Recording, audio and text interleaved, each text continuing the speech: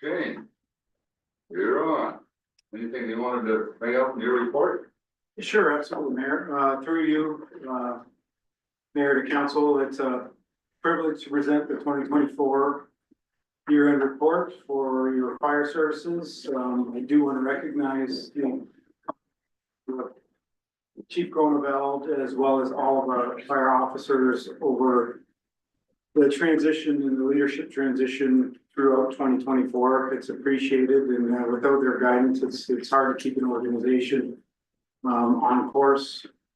I'm going to apologize in advance for some of the formatting issues with iCompass. It wasn't very nice with me when I went to transfer a lot of the documents into iCompass. So you may note some formatting issues, and again, I apologize in advance. This report was actually an interesting exercise for me. Not only did it educate me, but it's here to educate council as well as our residents on all the great stuff our fire service does throughout the year. It sets out the legislative framework so that both council, our public, and our staff understand what our legislative framework and our legislative requirements are. It focuses on our comprehensive approach to firefighting and fire protection, in particular, public education, inspection, and code enforcement, as well as emergency response. I'd like to highlight the efforts of actually the finance team broke there. In 2024, you'll note in the report there is significant revenue. And that was basically because the finance team started to focus on revenue capturing and stuff like that. So you'll see a marked improvement in that. I also highlighted the training requirements of our firefighters and the demand on them just to achieve certification through the province. It is quite arduous, and we do appreciate their efforts. It also recognizes the long service of our employees or our staff and volunteers. Without the volunteer, we quite frankly could not provide the services we do to the community. So we do thank them for their efforts and appreciate that. Lastly, it outlines some of the 2024 accomplishments. And with that, I would be happy to answer any questions you may have. So, question from the council. Councilor Brookline. Here again. Sorry. Opposite side. Yeah. Councilor, I know, I'm noticing Councilor. I wasn't here on the 18th, so I shouldn't have been able Okay, to sign. that's why I got distracted, sorry. I signed the one by mistake, so I have to white it. Thank you, Mr. Mayor, through you. Chief, I did too. well, if I'm a potential recruit for the fire service in Southwest Saukkoon right now, what is the protocol and the length of time that I would require? Like, what amount of training do the new recruits have to go through in order to become operational in the township? Through you, Mr. Mayor, to Councillor, the actual hiring guidelines are determined by the municipality, so what our minimum standards would be. But in order to actually now move through what they call firefighter 1, firefighter 2, and then you have to have operations and awareness hazmat as well. So we would take the recruit, we would send them off to the RIFSOC, which council is aware of, for their recruit firefighting, which takes anywhere up to 6 months. It's usually weekends. It's quite a heavy investment in time. So I'm going to say it probably takes 150, 160 hours at least, plus the certification, the examinations that come with it. So it is quite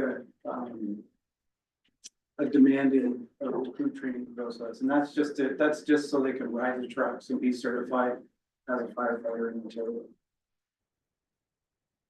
Other questions? Go ahead, Councilor White. Yes, through the mayor. Tillsonburg Airport. I thought did they want to do their own fire inspections? And we said no. Is that how that went? Yeah. Shane, who wants to take this? Well, So, yes, they wanted to, and we said no. Okay, that's all I need. Yeah. That it was in our fire service area. So certainly they could be involved, in the process. But, we would like to. Yeah, I'm just trying to think, this, our. I can, Yeah, I can chime in a little bit if that helps through the mayor to council the question.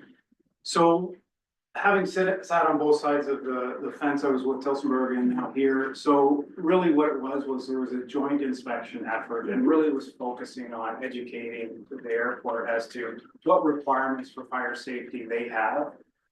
There was a joint inspection because there's a little bit of gray area between jurisdictional boundaries. So between Tilsonburg, ourselves as the authority having jurisdiction, and there was it was basically, we did inspections, just to be absolutely clear, we did inspect all the buildings out at the airport.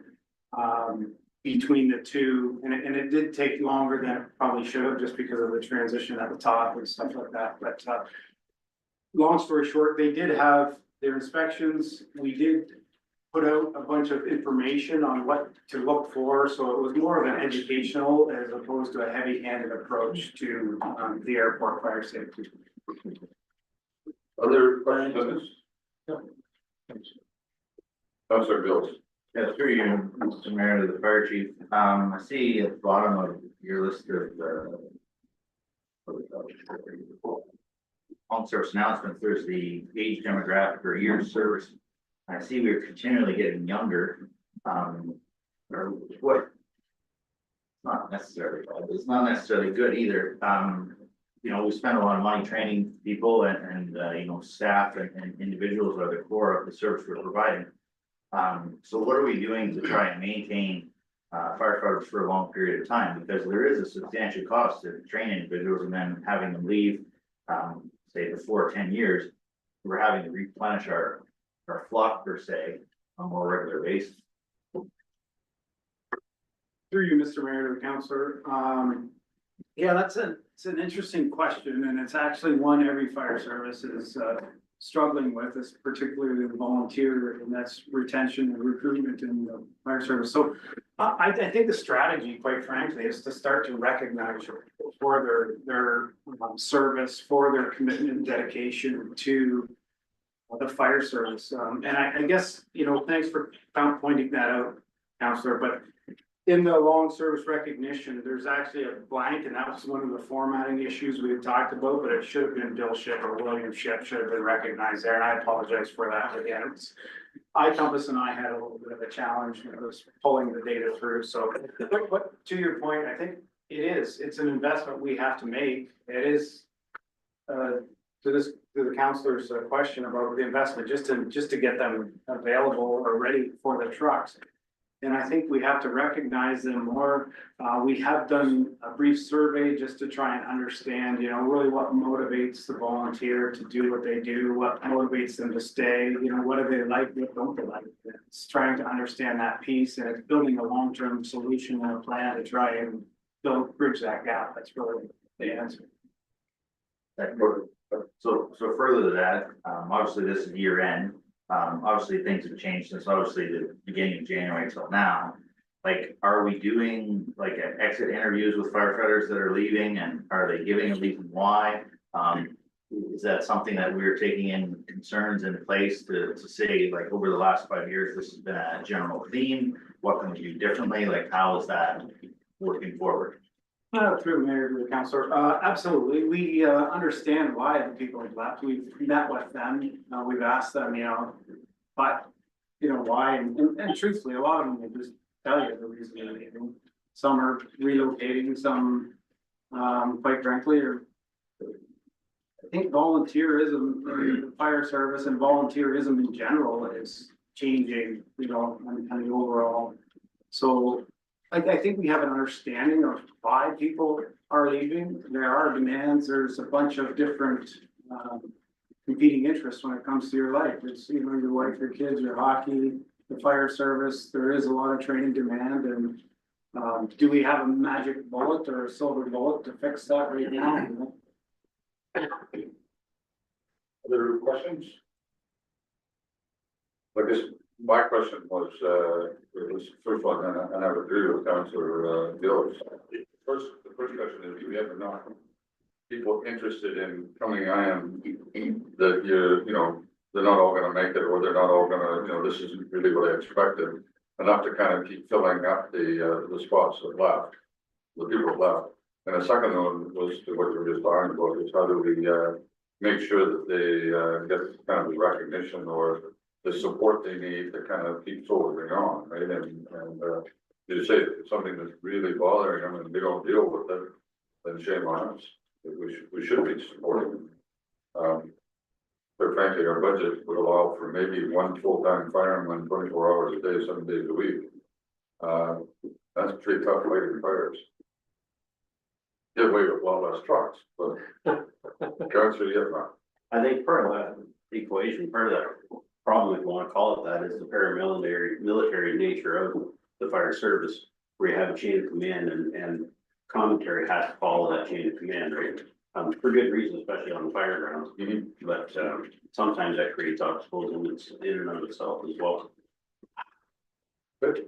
And Councillor Wayne and Councillor. Mr. Mayor, the MTO revenue. Are we at least covering our costs? With the trucks and the firefighters that show up with what they pay for? They only pay so much per truck, correct? Yep. So are we? Are we covering the costs of our trucks and all the firefighters that show up when we have an incident on the 401 or 19 highway? Or are we just below the bar, not making what our costs were? For the mayor, to the council on the question, it depends how you define our costs. That's what it is.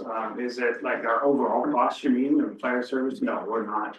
But I would say, the $570, Brooke, help me, $570 per truck we do get, we would cover the cost for that incident, generally speaking.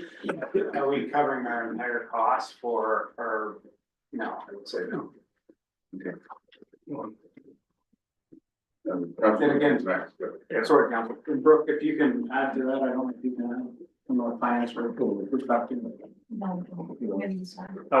Just getting back to the age differential there. I put in 25 years. That's over a quarter of your lifespan. And it gets to that point like this, yeah, you get tired, you get wore out, but some of it's got to do with every time there's a change in the top command. Sometimes you don't see eye to eye and you've been there for so long, and you've done it this way for so long. That you just don't want to put up with it anymore, so then you hand in your gear.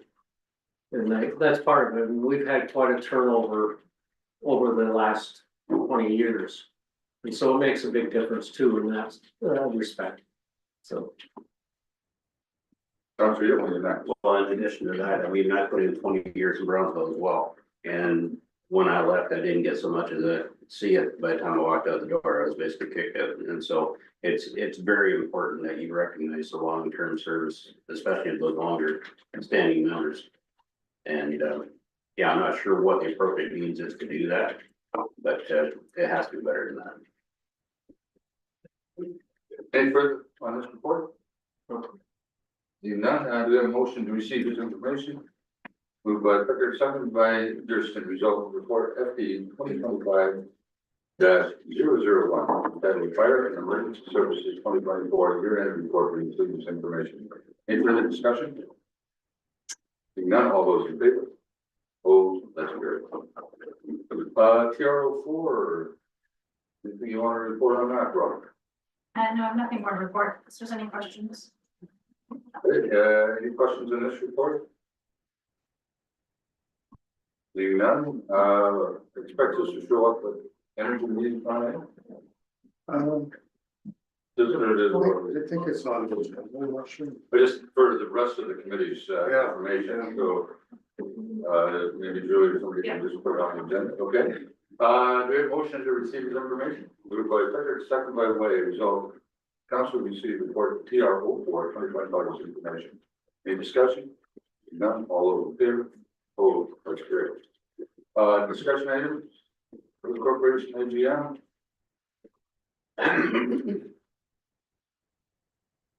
We need to appoint somebody to be the voting member. Yes. And the motion will be Councillor Flicker, Nominate Mayor Mayberry. third, seconder, Dillis. Any discussion? All those in favor? Opposed, that's good. Is anybody interested in going? You're going, Mary Ellen's going? I am, but I can't load up my calendar that at the end of this month. So Okay. I won't be. You won't be? No, I don't think so. Okay, is anybody else interested? I will go. Okay, down to Butler. And you'll send that in? Yep. Okay. Anything further on that? Strongman power, you see, I asked this to be put on the agenda. And I can make it extremely brief. Mary Ellen, you said that you're going to. There's a webinar tomorrow, from a finance perspective on strong air powers. There's 2 1-hour sessions. Tomorrow and then the next day, Wednesday and Thursday. So, we're gonna be attending that so we can bring information back to council in regards to the financial component of the strong years. So, well, there seems to be general acceptance that there isn't going to be financial money or penalties. I don't know this for sure, but what you hear out there is, before I would suggest that this council make any, take any strong public position on it, other than what I've already done. As a council, we probably should hear if there's any financial implications.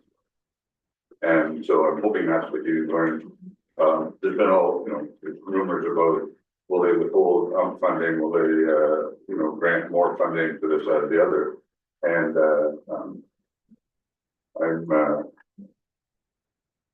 I may be cheap, but I'm not that cheap, but it could be sold for any amount. So I'm opposed to in principle, but I also think that, I can swallow that if there was a whole lot of money that we wouldn't get because we didn't, receive it.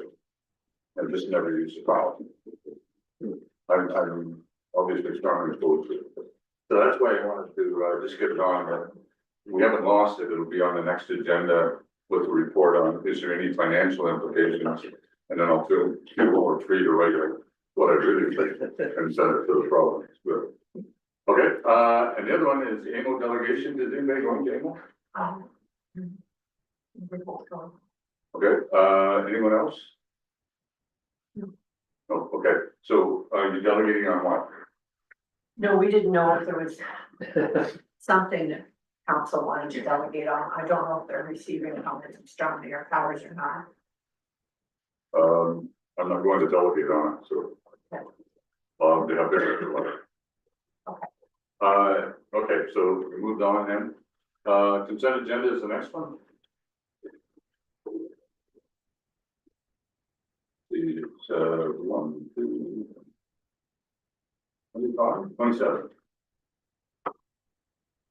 You have a motion to receive.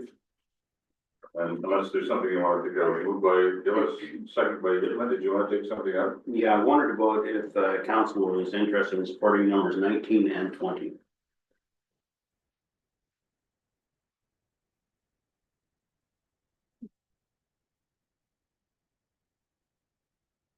And the answer from council, I guess I would say 19, since the carbon tax is gone, except for maybe an industrial. And I think we'll see something to replace that, so. What's council want? So council, you have to make a motion and then they can decide, so. I'll move that we send letters of support in for items number 19 and 20. Okay, so seconded by Way. Any discussion? Could you explain why you support 20?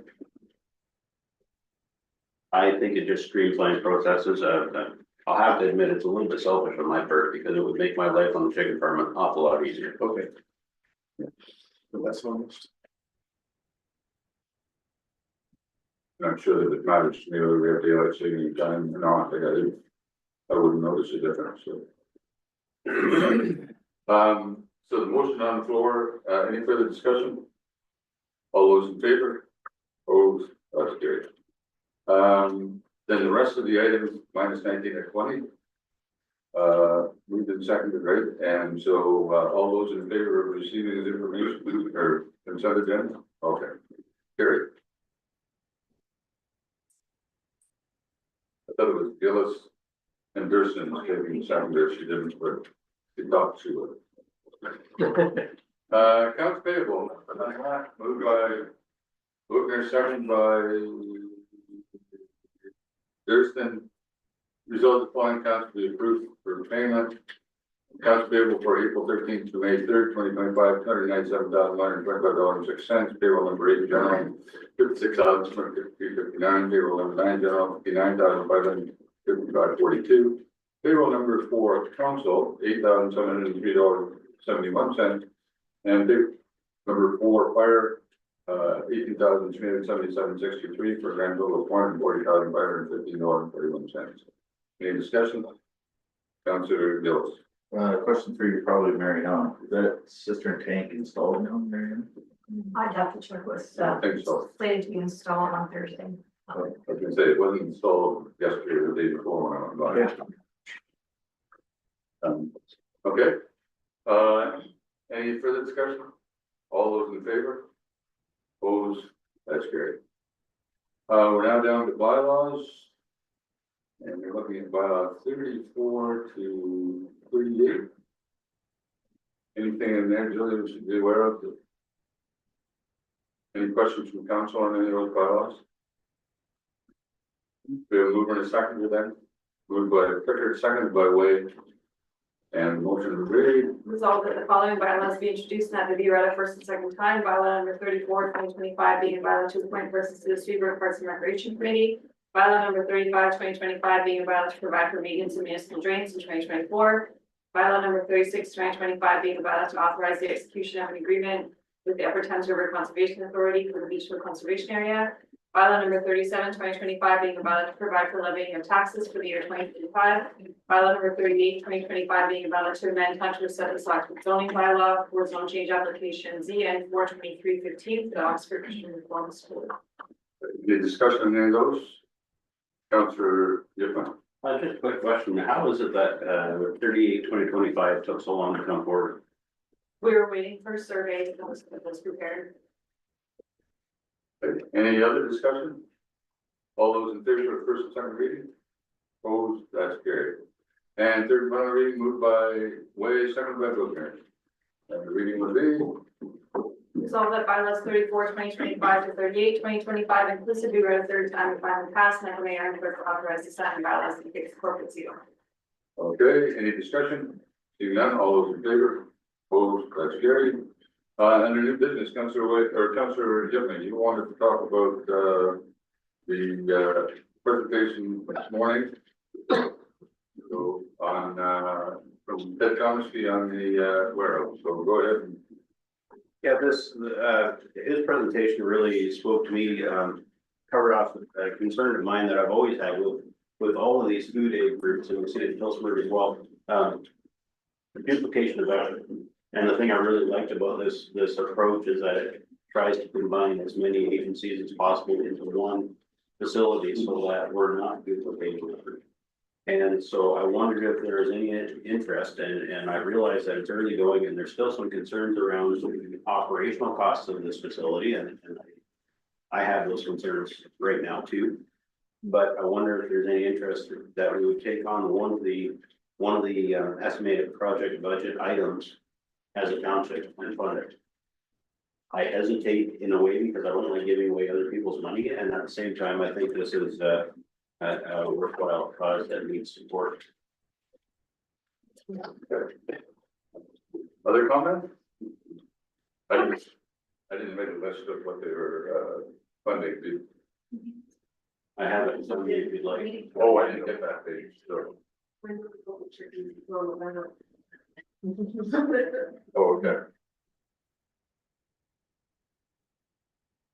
So, did the rest of you get this? Yes, you did. Okay, I hadn't seen it yet, so. So do we want a, report back from staff and if there's any money, or do you want to simply assign, something and, give staff to move forward? we wanna wait till next meeting, I would like to actually sit down and talk to Steve Tate about how they see the operation for the long term. Cause I mean, I don't mind supporting it, quite frankly, but I would also, I wanna make sure they have a reasonable fiscal plan that says we can keep going. Concept of, and what's happening now is that one agency might get a whole lot of cabbages, but they can't use them all, and the rest of them kind of get lost. And that's why the idea of bringing it all into one place, and then I need cabbages, I need potatoes, I need asparagus, and somebody can get some of each. But now, one of the participants gets all of one, and they have no real easy way of sharing with everybody else. So I think this makes a lot of sense, I'm fully supportive of it. It's, I wanna make sure that they've got it figured out dollars and cents wise, how they're gonna keep going. So, go ahead, Councilor. I would agree with that, but at the same time, County of Oxford funds a fair portion of Tillsburg Airport, operations without any such sort of assurances. We've asked them for a capital plan for how many years and nothing's been forthcoming yet, and yet they get grants from the county for fairly regular basis. I don't think they do anymore, so, Anyway, but anyways, not arguing, I just don't think they do actually get any funding. And then, I know they didn't this year for sure, and I don't think they did last year. I'm not suggesting that we're gonna take on the higher ticket items on here, but I'm thinking, electrical repairs or tiles and painting or something in that nature. Might be an appropriate response to Southwest Oxford. Well, any thoughts or? So if you had an amount that you'd be comfortable with, we could look into how we're gonna swing it. So if you give us what you think you'd like to spend, we can look at the budget and figure it out. Do we need a motion for that? Yep. So then I would move that we support this project, somewhere between $7,500 and $10,000. Okay, they're secondary. Okay, moved and seconded, now discussion. Go ahead, Councilor Bowman. I just wonder if we go back to our budget and see how much we did allocate to some of those other operations. Like I know there were some of 15, some of 10. That were outside of arenas and sports and stuff like that. So I was wondering if we maybe stuck to the same amount that we gave them. So I think Operation Sharing got something, or one of them got something that. A couple years ago, yeah, didn't last year, I think, so, I know there was a couple on there. Cycles of life. Yeah, something like, We gave them 1,000. how much? 1,000 last 24 and 25, they got 1,000 each year. on the other hand, that was operational versus capital. Yeah.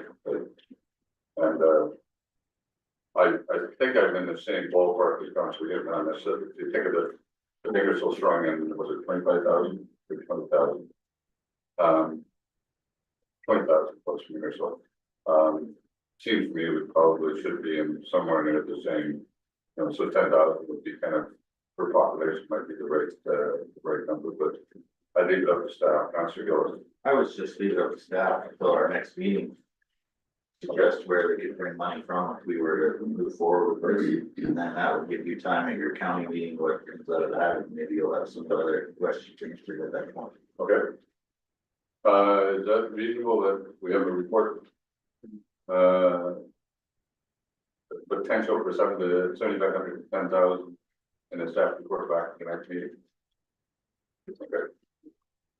And I'll let you know what I hear at county council from that presentation, so. Okay, yes, you wanted to vote? Yep. Yeah. All those in favor? Opposed, that's carried. We're now down to council roundtable. Is there any other new business? Seeing none, council roundtable. So, what was the way? It's happening in Ward 4.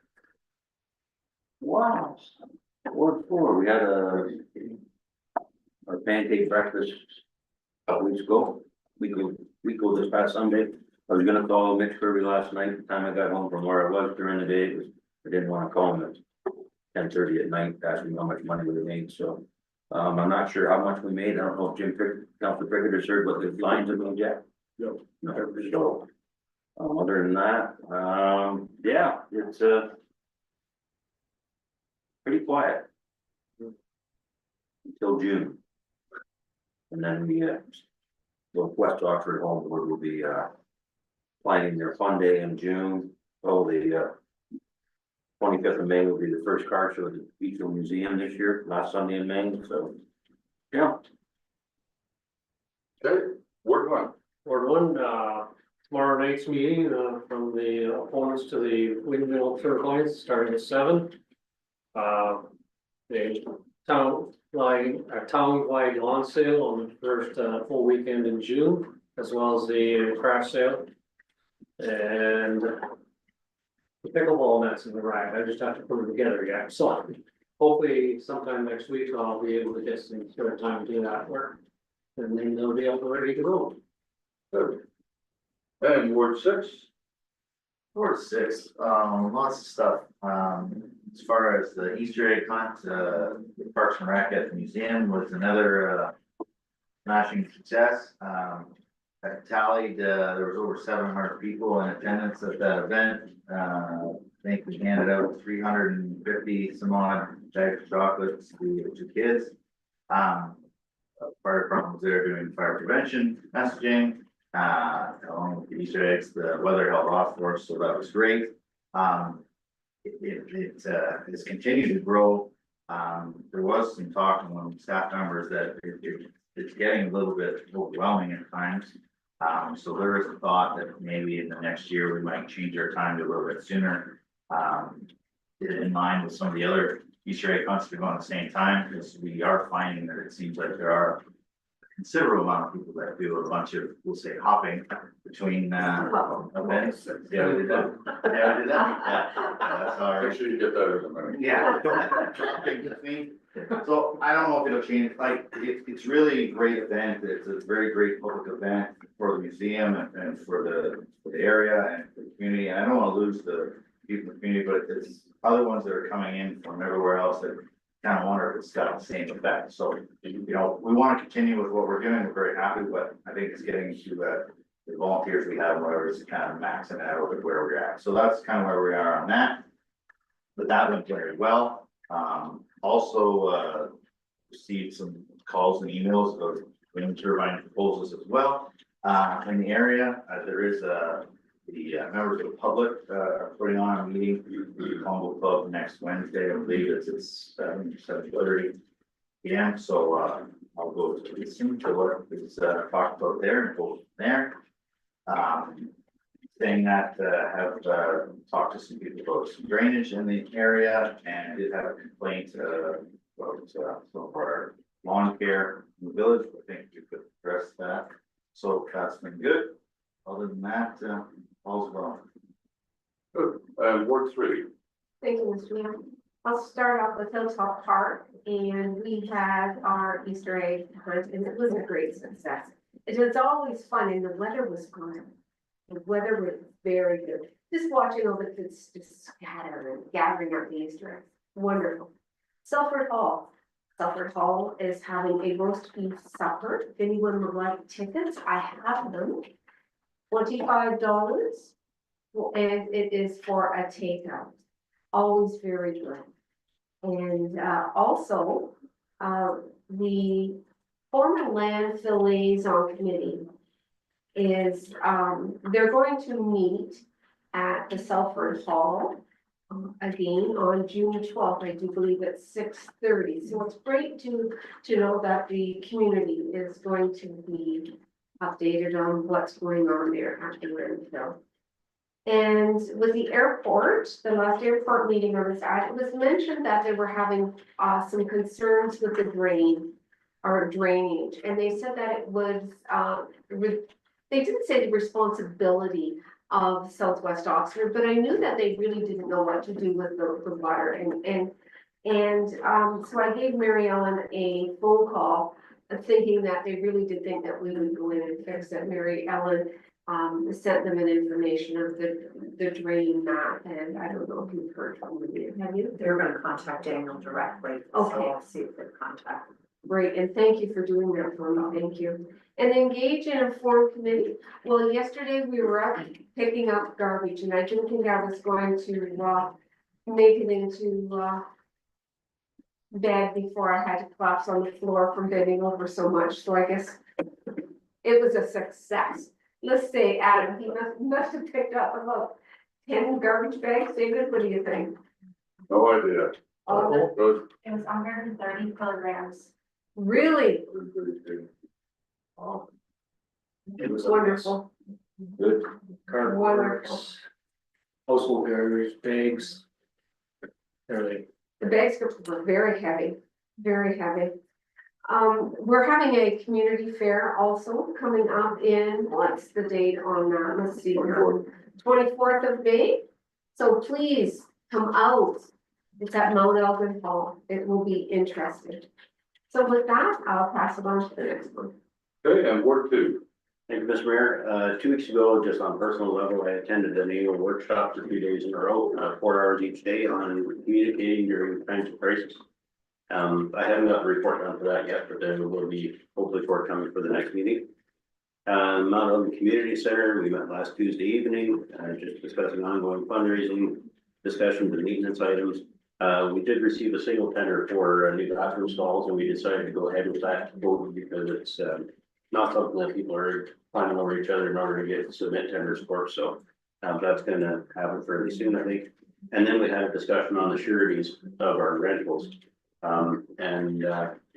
Probably we'll revisit that toward the end of the year when we go to set the new fees and schedules for the upcoming year. Long Point Region and Long Point Region Source Water Protection Authority meet tomorrow evening. Durham Center Hall Board has its annual barbecue coming up on June 17th, starting at 5 p.m. And that is prior to the council meeting, just in case you're wondering. And then Mount Elgin Parks and Rec, we did a yard cleanup there on April 26th. And I met with 2 individuals recently in past week over there about manufacturing and installing basketball posts at the multi-purpose court, so that's in the works. And Ward 5. We had a successful Easter egg hunt, as usual, maybe 250 people. We got the diamond resurfaced on the ballpark. It's ready to use, in fact, we are using it. 120 kids registered to play ball this year, this year. We had our rural Oxford Economic Development Corporation meeting last Friday. We held at Country River Farm Mounds. Very interesting. We have an environment and energy meeting tomorrow at 4:30. We got a couple of wind tower meetings coming up. Tomorrow night, I'm doing for I'll try to get some of those. And fish fry tickets will be available. You can have them with me, but then start thinking about it if you want to come. What's the date? Fish fry. 7th June. Okay, good. I don't think I had anything that wasn't in my report. I was gonna mention, as Councilor Thurston did, about the Mount Elgin Fair and an opportunity for local vendors to, and some service organizations to come and share what they do, and sad at this point we don't have more people out, or more participants, but I think it's a good start, and I think if nothing else, the Inform and Engage Committee might want to sort of talk to the vendors and see how to, what will we do better next time. So, because I think these things can kind of grow, but looking forward to it on the 24th of May. So. Okay, I think we're going to close session. So we have a motion. Moved by Oakner, second by Gillis. Let's go into closed session for trade secret or scientific, technical, clinical, financial, or labor relations information supplying confidence to the municipality or local. All those in favor?